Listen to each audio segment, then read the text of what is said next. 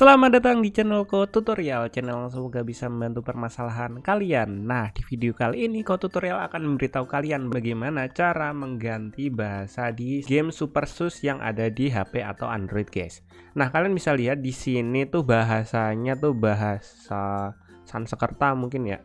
Di sini bahasanya kalian bisa lihat bahasa Thailand mungkin.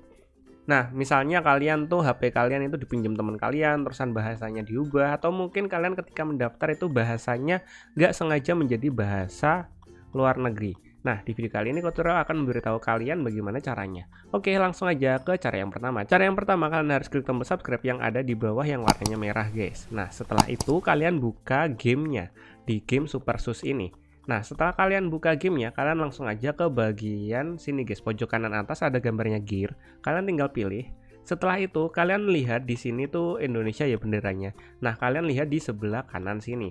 Nah, di sebelah kanan sini adalah pengaturan bahasa. Kalian tinggal pilih di sini. Kalian pilih bahasa yang ingin kalian inginkan. Ada bahasa Inggris, bahasa Korea, dan bahasa Indonesia. Kalian tinggal pilih misalnya bahasa Indonesia. Kalian pilih. Kemudian di bawahnya sini kalian ubah juga bahasanya menjadi bahasa Indonesia, guys.